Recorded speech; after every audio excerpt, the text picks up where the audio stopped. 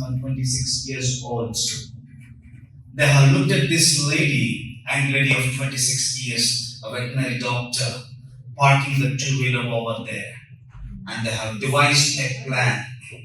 When she came back in the night around 9:15, her tire got punctured, so she was not able to go on her two-wheeler.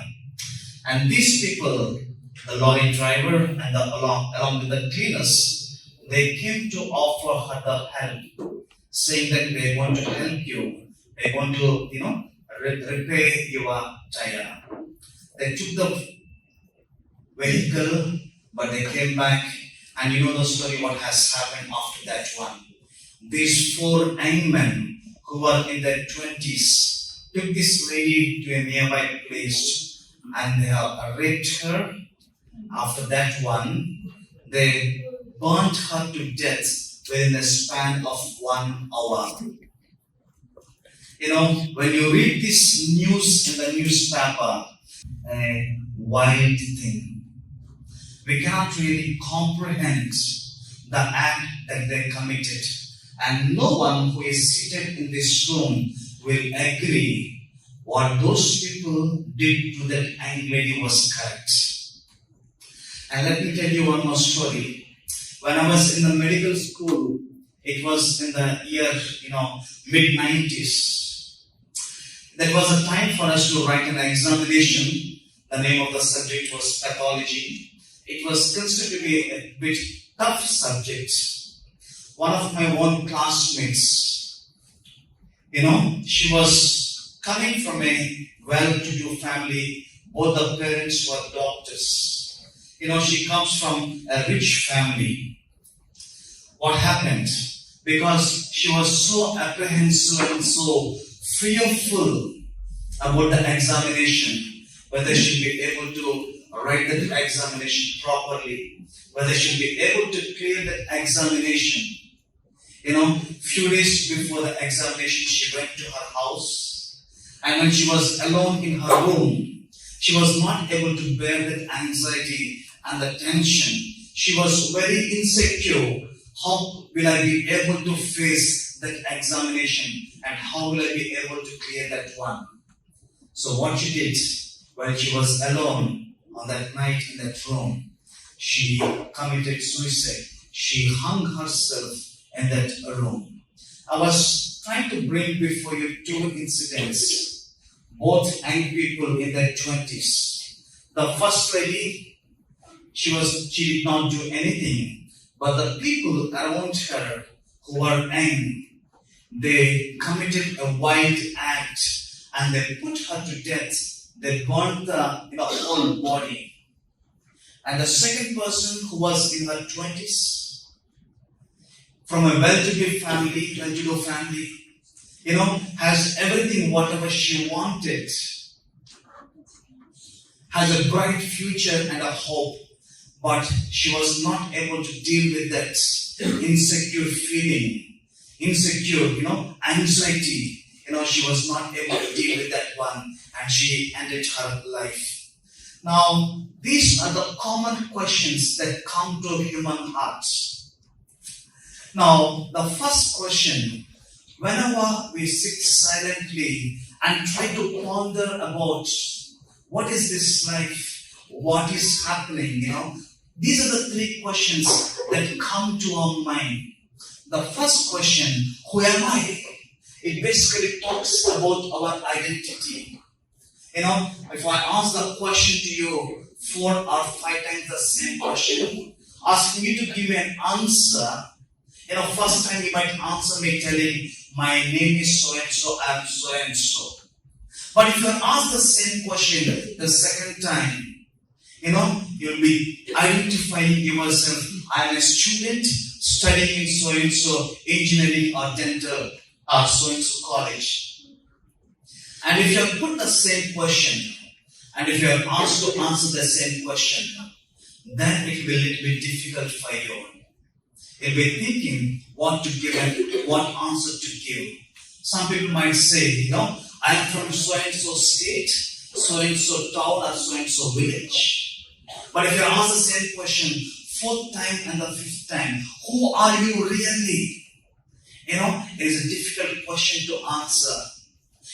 Sometimes, we are in this identity crisis. We don't want to, be natural or original.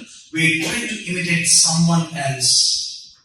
The whole cosmetic industry is revolved around this identity. Isn't it? Now, when we get up in the morning and watch the television, the media will dictate us what paste you are supposed to use, what brand of a brush that you have to use, and what kind of a hairstyle you need to have, and what kind of a cream you need to apply to your face, what kind of a pant or a shirt that you need to wear. We are basically directed by the entertainment industry. What is the reason? We are so influenced and so driven by the things that we see because we do not know who we are originally. And that's the reason we try to see the other people and thinking that the other person is better. Other movie actors are the heroines. They are the role models. They are the better people, and we try to imitate and follow in their footsteps. The basic reason is we do not know who we are, our identity. Unless we know the source of our origin, we'll not be able to know our identity. So these are the questions, this is one of the questions. We've been thinking about that question, but often we try to think for some time, and without giving any answer, we try to get along with this life. The second question that comes to our mind, to every human heart, what is that question? Why am I here? What is the reason for my existence? What is the meaning and the purpose for my life? Isn't it true? Have you thought about that question? Very often we think about that question. Why am I really here? Is there much more bigger meaning? Is there much more grand narrative or grand meaning for this life? Or else is it just living like any other one? And passing on this life maybe a few years. Sometimes with this confusion, we don't want to sit silently and try to answer this question. But we try to get busy with many other things and get on with this life. And the third question, where am I heading? It talks about our destiny. Everyone who is seated here, including me, we are all aware that the life on this earth for us, for you and me, is not for a long period of time. Now, the moment we are born in this world, we are born with a death tag. It is around our neck. We cannot escape that fact. And we know, we are here for a short season, for few decades or few years. But what is going to happen after that? Isn't that a question that you often think? One of my professors who taught me endocrinology, he had a wonderful son who was a brilliant student. He was doing post-graduation in JNU Delhi. But he was also, caught up with, so much of insecurity and meaninglessness. Often he used to think about, what is death? What is going to happen after death? These were the questions that were coming to his mind again and again. It came in the newspapers, it happened, last year. What has happened? He wanted to experiment with death and he committed suicides. Sometimes we can be foolish, thinking that something dramatic, will happen. But we need to understand these are the three questions. It is better for us to have answers for these three questions. Who am I? Our identity. What am I here for? What is the meaning and the purpose for the life that we are living? Where am I heading? What is my destiny?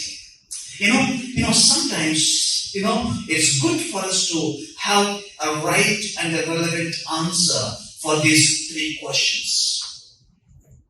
The event that has happened 2000 years back, which has divided the history of this world, the entry of the supernatural being, the creator of this whole universe, will it be able to give us clues or answers for the questions that you and me are having? There was this, in the year 1969. Why is it famous for? Man, for the first time, he put his foot on moon.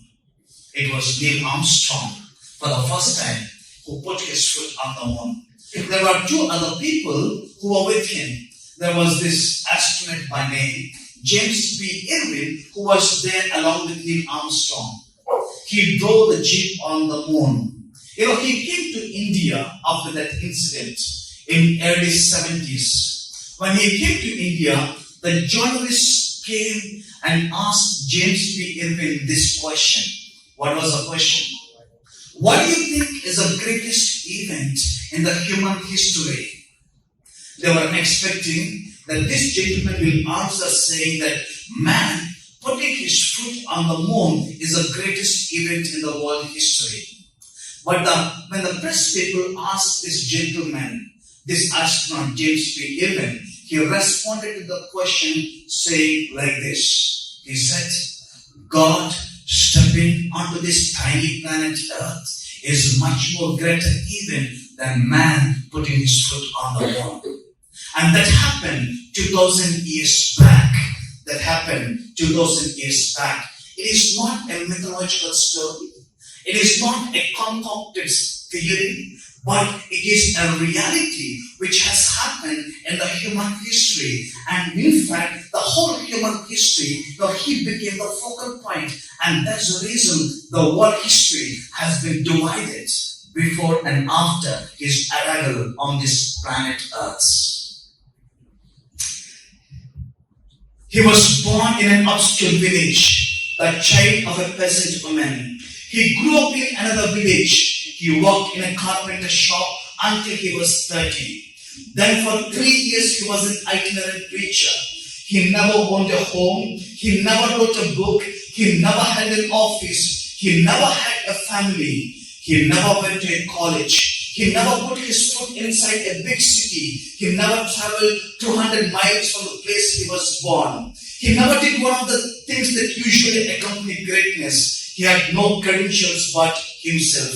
While he was still young, while he was an itinerant preacher, while he was preaching for 3.5 years, towards the end of the 3.5 years, the people whom has chosen, the chosen 12 disciples, one of them chose to betray this man.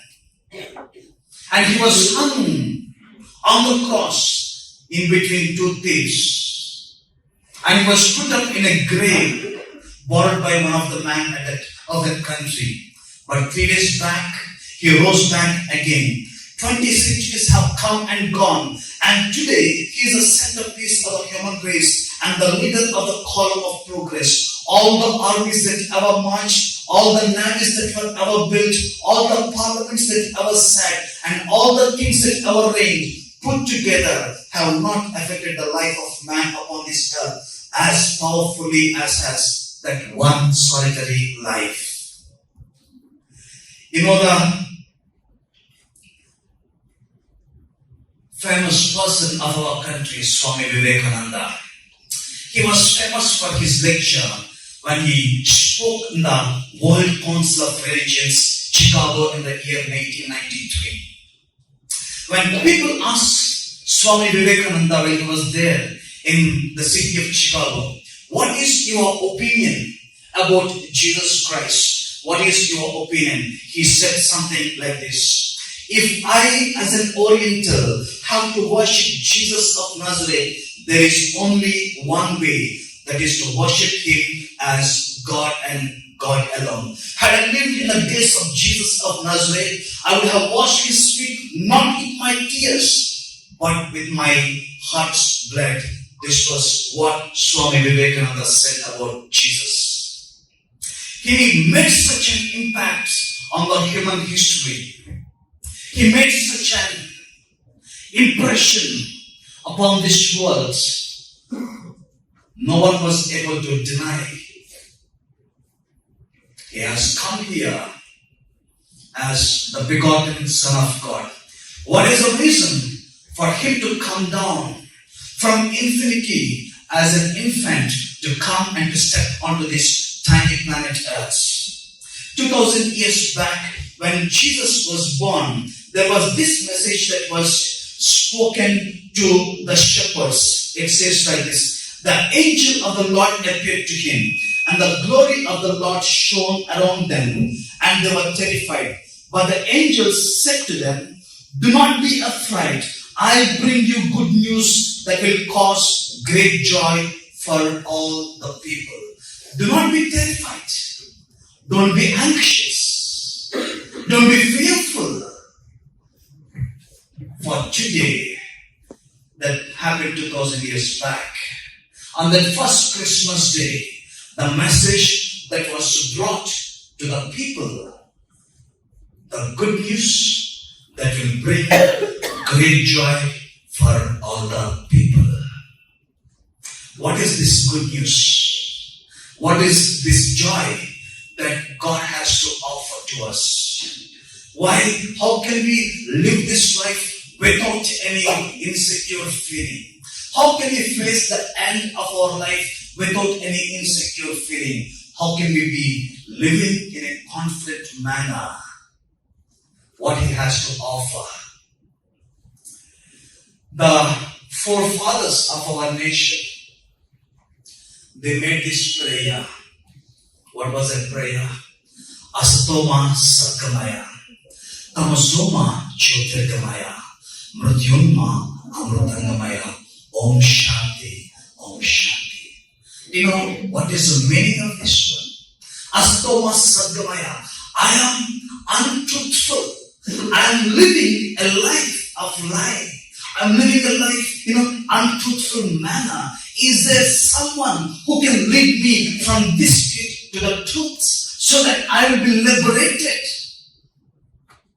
Tamasoma Jyotirgamaya. I am living in darkness. Is there someone in this world, who will be able to lead me from this darkness into that light? Mrityunma Amrutangamaya. Om Shanti, Om Shanti. I am bound to death. I know one fine day, death can come anytime and it can knock my door. And I have to face this a reality. I have to face this as a reality. But is there someone who will be able to lead me from death to that, eternal life? Moksha. Is there someone? If I am aware of all these things, if there is someone who will be able to lead me from the death to life, from the darkness to the light, and then from untruthfulness to truth, then my soul will be at peace. Om Shanti, Om Shanti. Isn't it your cry? Isn't this the cry of the humanity? We are untruthful. Deep down we know what we are. When we silently lie on the bed, gently lay down your head on that soft pillow, and you think and ponder what has happened during the day, our conscience will speak to us. Isn't it true? Sometimes we try to shut the mouth of the conscience. We try to smother and then try to be busy with some other things, trying to replace. But the reality is that we are sinful. Deep down our core, we are untruthful. Let me tell you this story. There was this fox who went to a nearby village in search of some food. When this little fox went to the village in search of food, the dogs in that village, they tried to chase this little fox. The fox was running and running and running, trying to escape from the effect, from these dogs.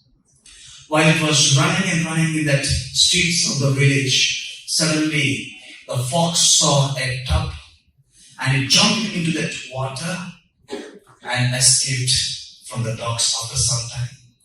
The fox came out. There was this blue water in that one. So when the fox came out, went back to the forest. The fox was very thirsty because he ran for so much time in that village, trying to escape from the dogs. He went to the nearby river, trying to drink the water. While he was drinking the water, he looked at his image. It was different. And at that point of time, there was this talk in the forest trying to elect the new king for the forest. When this discussion was going on, suddenly fox got this idea. As he was walking in the forest, all the animals, they were looking at this, new creature. And they were giving the respect to this new creature because it was dyed with blue. Then suddenly fox got this idea. What was that idea? Why can't I be a king? So when this discussion was going on in the forest, that council, suddenly fox proposed, I am a messenger of God, sent to this forest. And today onwards, I am going to be the king for this forest. All the animals, the lion and the tiger and the elephant, they looked at him as the messenger of God because he was looking strange. They said, that's a wonderful thing. From today onwards, you are the king for this forest. He became the king and he was enjoying his time. Every day, there are many animals at his disposal, bringing food for him. One fine day, it was a rainy season. The rain was drizzling. What happened? All that blue color, it washed away. The same thing is true with us. We try to put so many masks around us. But when we gently peel off layer after layer,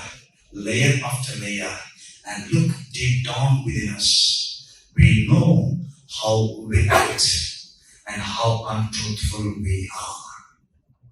And we carry this guilty feeling,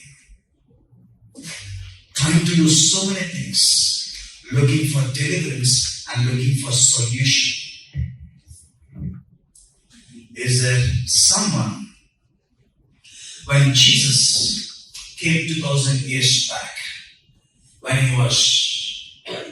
his mother Mary was with Jesus in her womb, the angel came with this message: you are going to give birth to a son, and you shall call him Jesus, because he will save the people from their sins.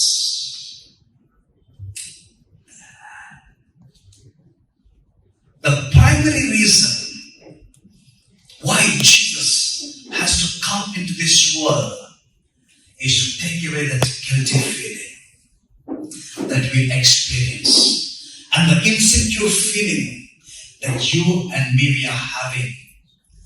When we come to him, he will take away that guilty feeling. And he will say, your sins are forgiven. Let me tell you one story, that has happened during the time when Jesus was there.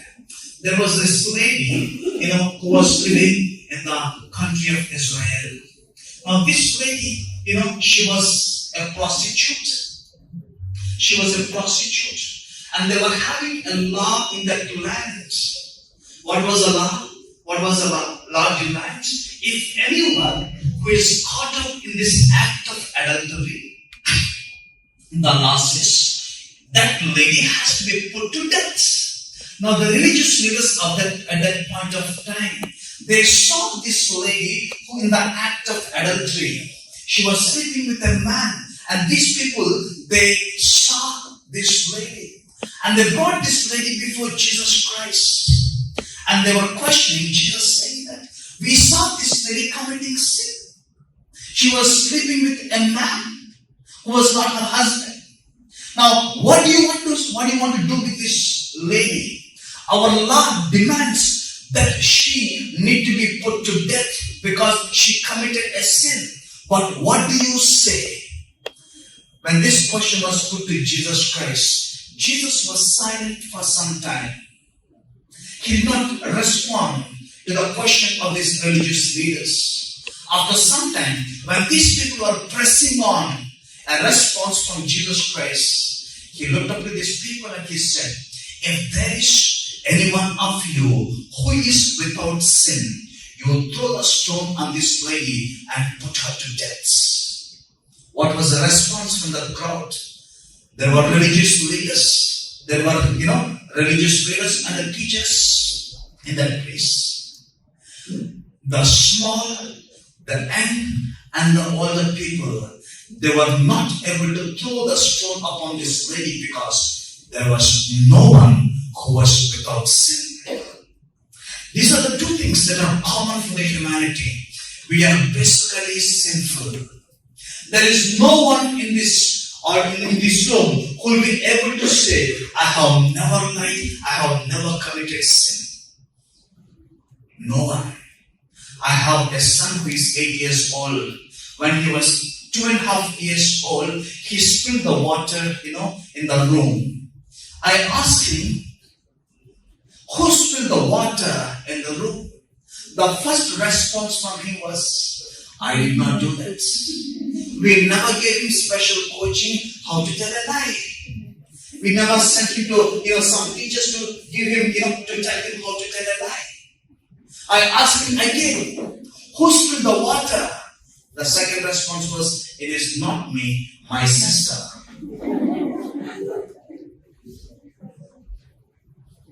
There is no need for anyone to teach you how to tell a lie and how to commit a sin. We are born in that one. And that's the reason our forefathers prayed, I am untruthful. Is there someone who could lead me to truth? There is darkness within. There is darkness when I have to face the future. Is there someone who can show me the light? I am born to death. I'm a medical doctor. Last week there was this young man, who has come from Nepal and he was working in Bangalore. He came to me with some vague complaints. When I examined him, he's got some lumps around his neck and around his, in the axilla. When we did the biopsy, it was a blood cancer. We are not immune to death. We are not immune to diseases. But is there someone who will be able to grant us this eternal life when we have to face this reality of death? Jesus said, I am the way, I am the truth, and I am the life. No one can come to the Father except through me. The reason why Jesus has come to this world, he lived a perfect and a sinless life. He challenged the whole crowds who were around him. Is there any one of you who can show sin in my life? No one was able to point out any sin in the life of Jesus Christ. But still, they proclaimed this judgment that he has to die. The reason why Jesus has to die, basically because he died as our substitute. If I commit a sin, if I commit a murder, when I stand before the judge has to punish me because of my crime. But God has so loved each and every one of us because we are made by him. He doesn't want you to be experiencing that punishment. He himself came down and took that punishment, that shame, that guilt, that guilty feeling that comes to our hearts, and even the insecurity of the future, because he rose back from the dead. And that's the reason he has come into this world 2000 years back. He did not come to this world to establish a sect or a religion. He has come to this world to deliver us from untruthfulness to truth, to deliver us from darkness to life, and to deliver us from death into life. And that's the reason why Jesus came into this world. I'll tell you one real story which has happened, and I will close this one. Second World War is known for Nazi regime and Hitler. During that time, he killed nearly many million people. Many millions. He killed nearly 6.5 million Jewish people. Every day, they used to take certain number of Jewish people and they used to put them into the gas chambers. It's called the laughing gas. They strip them off and they put them into that gas chamber. And once they're put in the gas chamber, they release this gas or the nerve gas. And when this gas is released, they will die within a few minutes.